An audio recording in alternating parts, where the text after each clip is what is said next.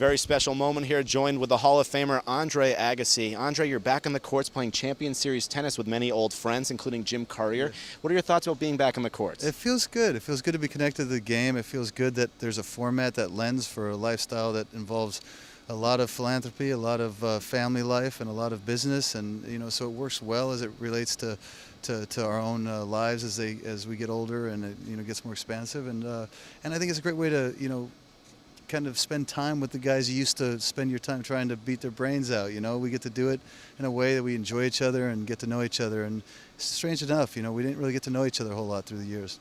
And what have you learned about many of your friends like Courier and Sampras and guys like that? That we're not too different in a lot of respects. We push ourselves individually, and I think the competitiveness has changed as far as what we focus on, but we never stop sort of asking the most from ourselves. I think it's innate and it's part of our DNA at this point.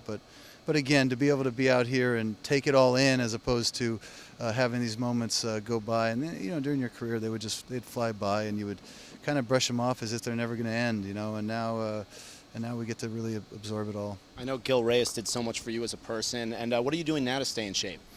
That gets more and more challenging, certainly. I try to do very little high-impact stuff because, my body's taken enough of a beating over the years.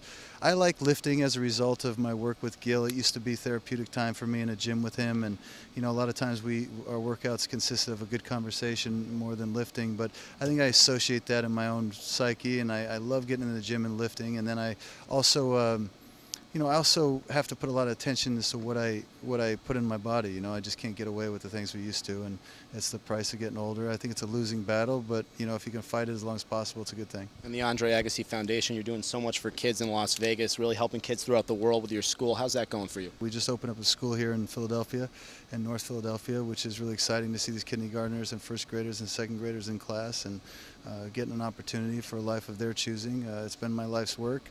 We've changed a lot of lives in Las Vegas already, and those lives are going to go on hopefully to change many more because of the opportunities they've been given.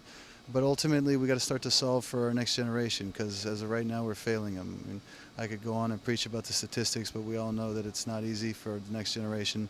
Education is going to be our only way out. And final question, what are your thoughts on the world of tennis right now? Novak Djokovic is such a hard worker, #1 in the world. So what are your thoughts on those guys, Djokovic, Federer, and Nadal? Well, that's you just mentioned the evolution of the game right there. I mean, you saw Federer come in and do something nobody's ever done before.